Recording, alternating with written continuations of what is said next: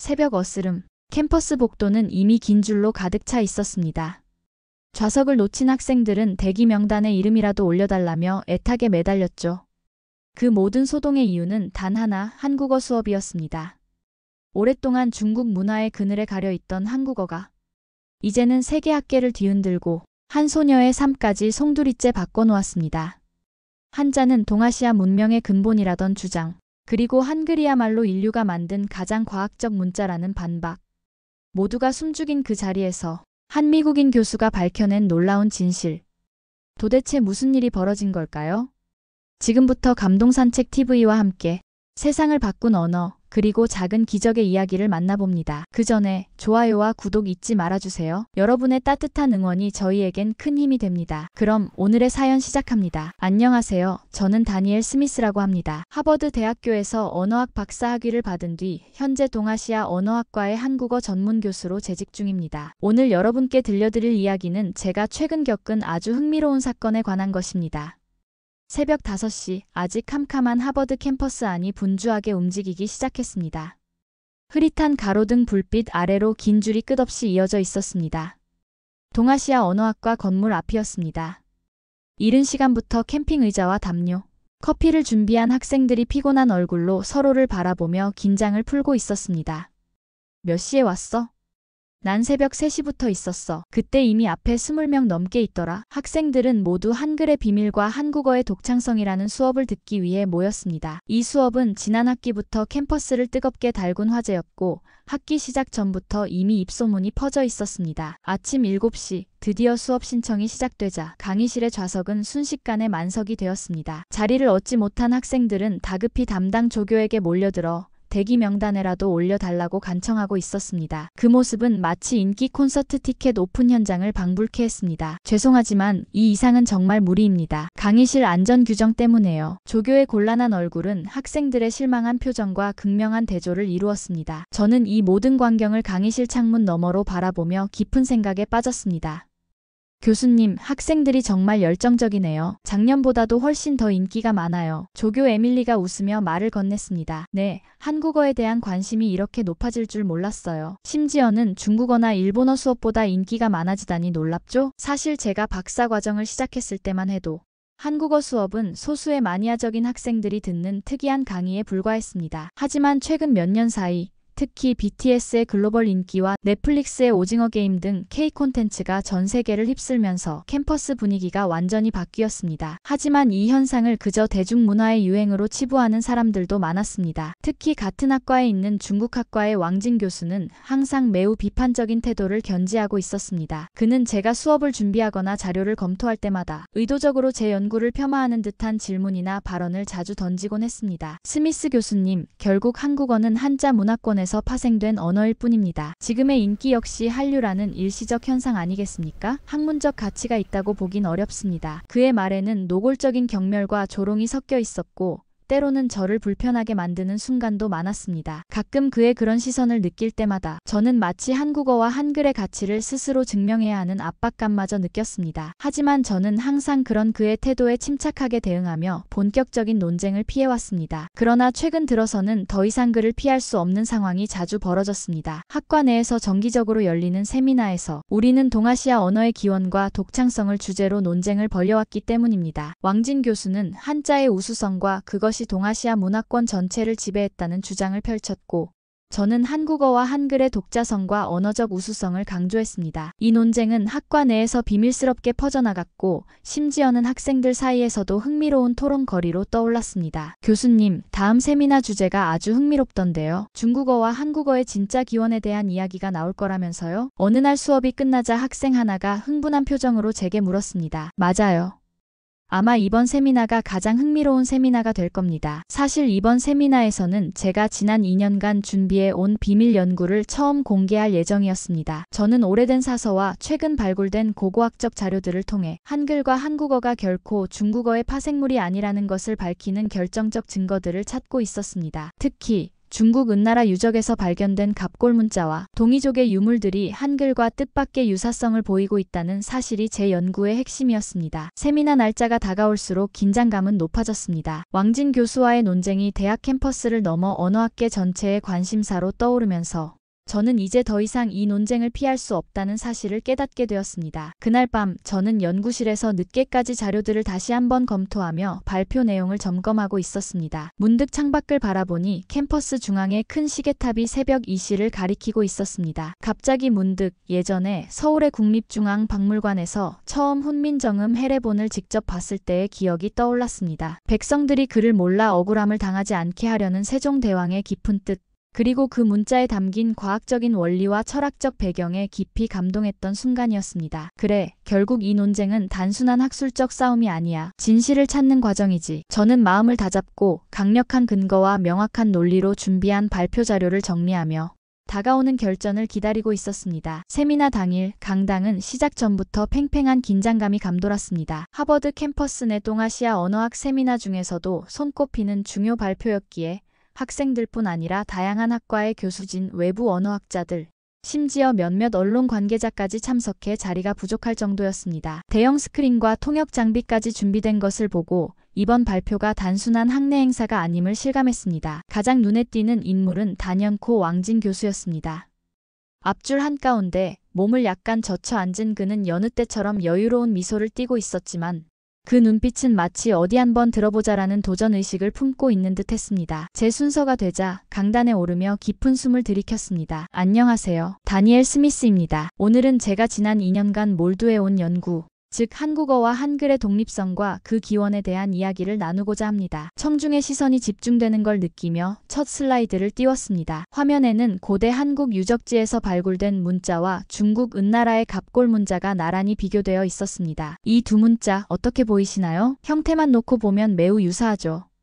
하지만 중요한 건 단순한 외형적 유사성이 아닙니다. 이 문자는 각각 다른 철학적, 언어학적 원리에 기반을 두고 창조되었다는 점입니다. 저는 이어서 한글의 창제 원리에 대해 설명했습니다. 특히 세종대왕이 백성을 위해 문자를 만들었다는 배경, 즉 교육받지 못한 이들도 읽고 쓸 수 있도록 발음기관의 모양을 본떠 만든 자음, 하늘, 땅, 사람을 상징하는 모음 체계의 철학을 쉽고 차분하게 설명했죠. 다시 말해 한글은 기존 문자를 단순히 조합하거나 변형한 것이 아닙니다. 그것은 세계 어디에도 없는 방식으로 창조된 완전히 새로운 문자 체계입니다. 청중 중 일부는 메모에 열중했고 몇몇 학생은 놀란 듯한 표정으로 화면을 응시하고 있었습니다. 그때 왕진 교수가 손을 들었습니다. 스미스 교수님, 설명 잘 들었습니다. 하지만 그런 해석은 어디까지나 이상적인 관점 아닙니까? 한국어 자체가 한자 문화권에 속해 있었던 역사적 맥락을 무시할 수는 없지요. 그는 차분한 어조였지만 말끝에는 언제나처럼 한 박자 빠른 회의감이 묻어 있었습니다. 좋은 지적 감사합니다. 맞습니다. 한국은 오랜 세월 중국과 정치 문화적으로 긴밀한 관계를 맺어왔고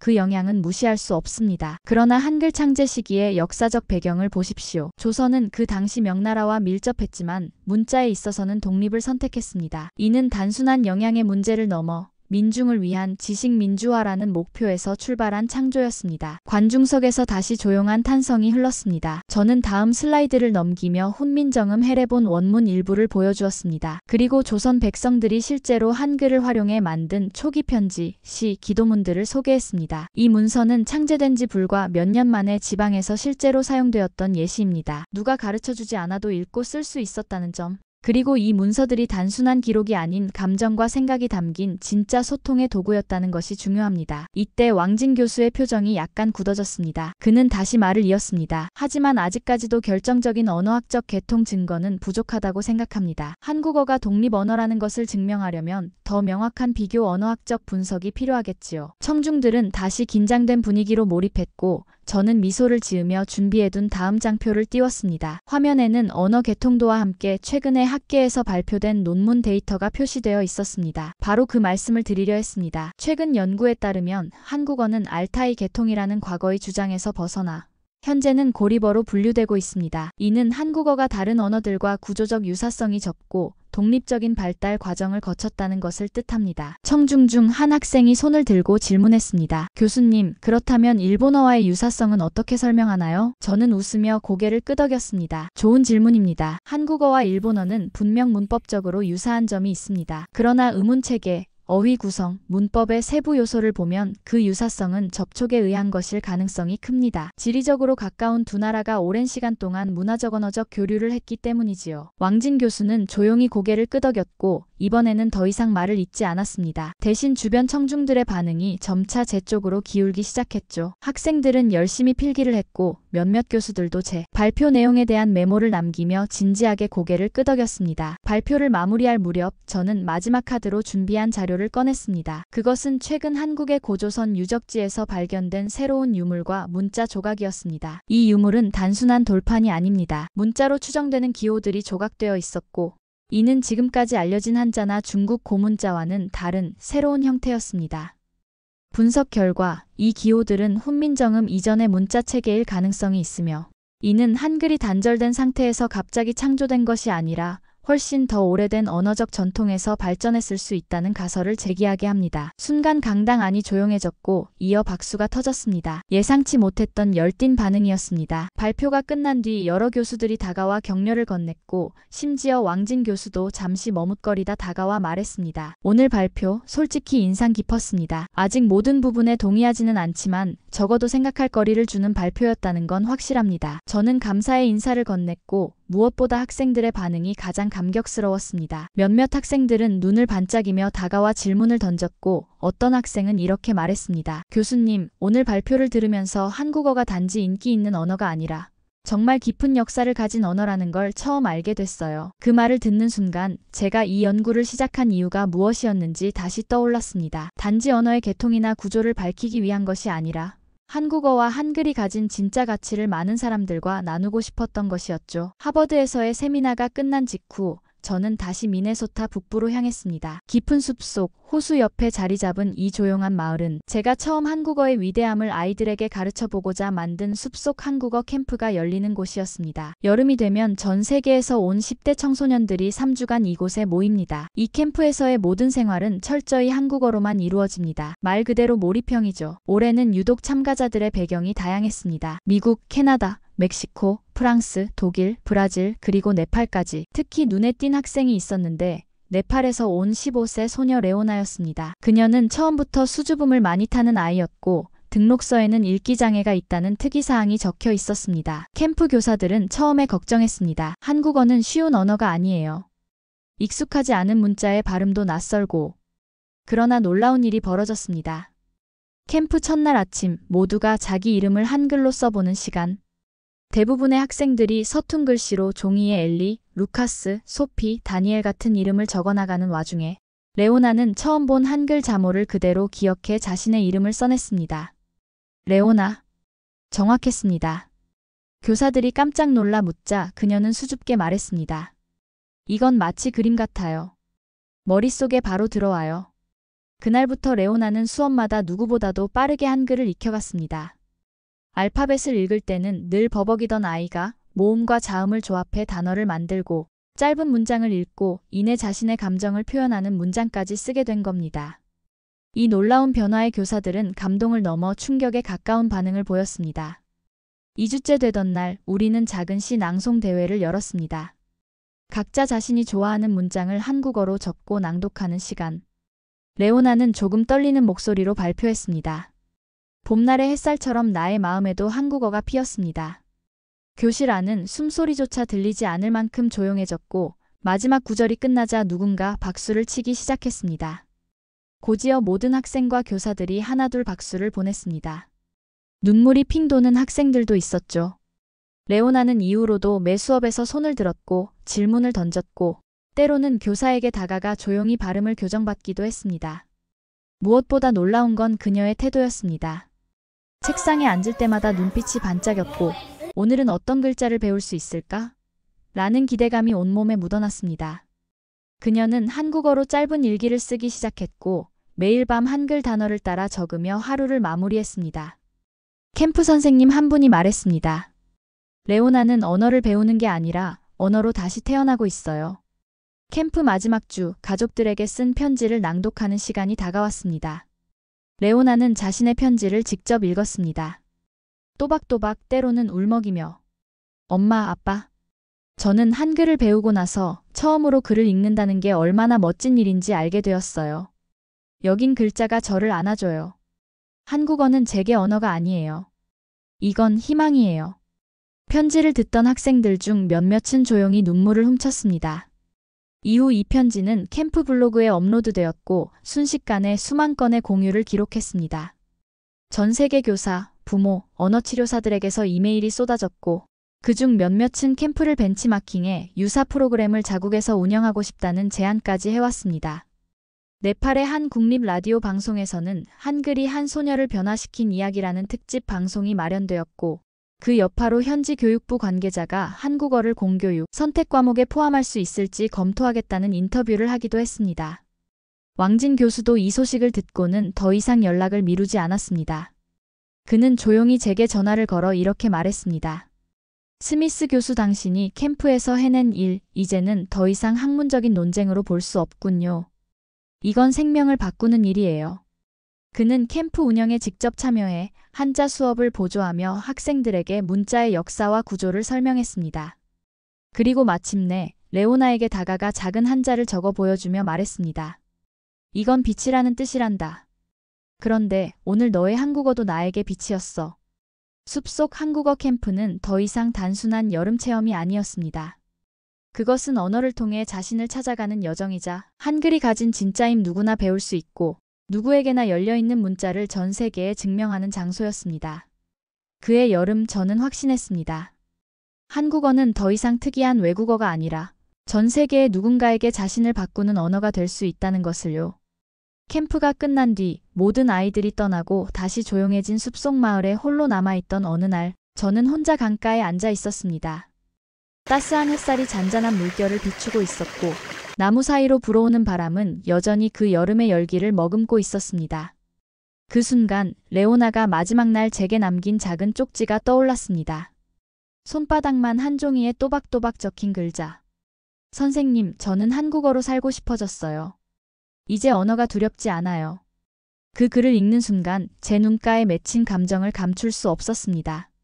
언어가 사람을 살린다는 말이 과장이 아님을 저는 그 아이의 눈빛에서, 목소리에서, 손글씨에서 느꼈습니다. 레오나의 이야기는 그저 한 아이의 변화로 그치지 않았습니다. 그 감동은 고스란히 하버드로 이어졌고 캠프의 변화는 점점 더 많은 사람들의 관심을 받게 되었습니다. 이후 하버드에서는 처음으로 한국어 교육과 인간 정체성이라는 주제로 특별 세미나가 열렸고 세계 각국의 교육자가 참석한 그 자리에서 저는 이렇게 말했습니다. 한글은 과학입니다. 동시에 한글은 사랑이고 정의입니다. 누구나 쉽게 배울 수 있는 문자라는 그 사실 하나만으로 인류에게 주어진 가장 인도적인 선물이라 말할 수 있습니다. 강연을 마친 뒤 한 중년 여성 교수님이 다가와 말했습니다. 제 아들이 자폐 스펙트럼 장애가 있는데 영어보다 한글이 훨씬 더 명확하게 전달된다는 느낌을 받았어요. 한국어가 전 세계 특수교육 현장에서 사용될 날도 머지않을 겁니다. 그 말은 예언처럼 들렸습니다. 그리고 정말 그렇게 되었습니다.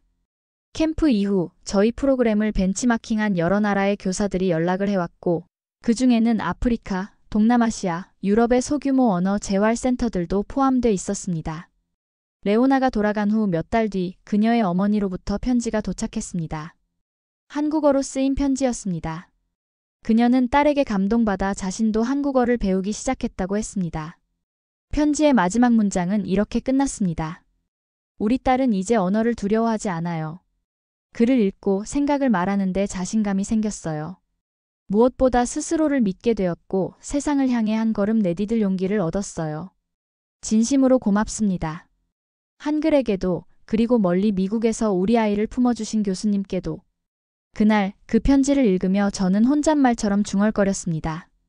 이게 진짜 교육이구나. 이후로도 많은 아이들이 캠프에 찾아왔고 또 다른 변화의 순간들이 이어졌습니다. 미국의 한 입양아 소녀는 캠프에서 처음으로 자신의 한국 이름을 배우고 눈물을 흘렸고 일본계 미국인 소녀는 한국어를 배우며 일본과 한국의 역사를 다시 공부하겠다고 다짐했습니다. 그 모두가 한글이라는 다리 위에서 만났고 서로를 이해하고 세상을 다르게 보기 시작했습니다. 그리고 그 여운이 채 가시기도 전에 한국에서 뜻밖의 연락이 왔습니다. 국립한글박물관에서 레오나와 캠프 이야기를 듣고 한글날 기념 행사에 초청하고 싶다는 것이었습니다. 더 나아가 한글의 세계화를 위한 상징적 제스처로 캠프의 훈민정음 기념 공로상을 수여하고 레오나에게는 한글 희망상을 전달하겠다는 소식이었습니다. 저는 레오나와 그녀의 가족에게 이 소식을 전했고 그녀는 처음으로 비행기를 타고 한국을 방문하게 되었습니다. 인천공항에 도착한 순간 그녀는 울먹이며 제 손을 꼭 잡고 말했습니다. 선생님, 이 모든 게 꿈 같아요. 행사 당일 국립한글박물관 대강당은 국내외 인사들로 가득했습니다. 레오나가 무대 위에 서서 또박또박 읽은 짧은 연설은 모두의 마음을 울렸습니다. 한글은 저에게 생명의 언어였습니다. 저는 이제 한국어로 제 꿈을 꿀 수 있습니다. 제 꿈은 한국어 통역사가 되어 세상의 다리 역할을 하고 싶습니다.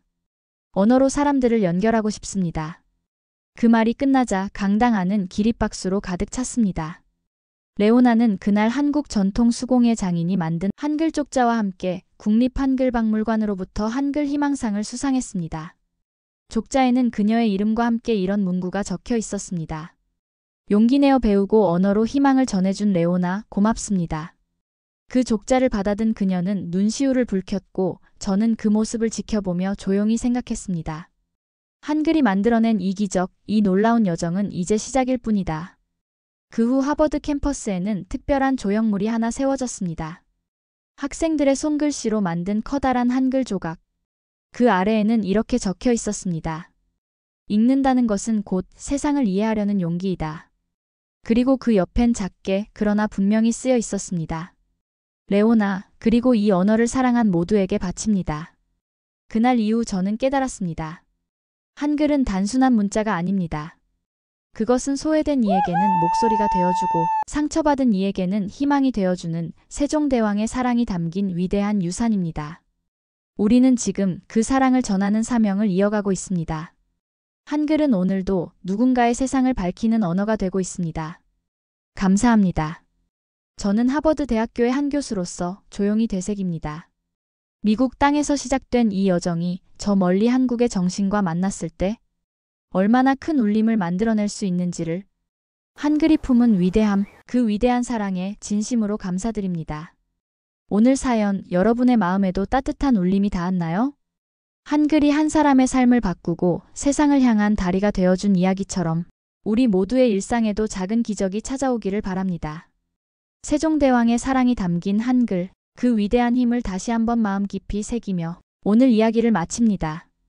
감동산책TV와 함께 앞으로도 따뜻한 이야기 여행 계속해요. 좋아요와 구독은 저희에게 큰 힘이 됩니다. 감사합니다.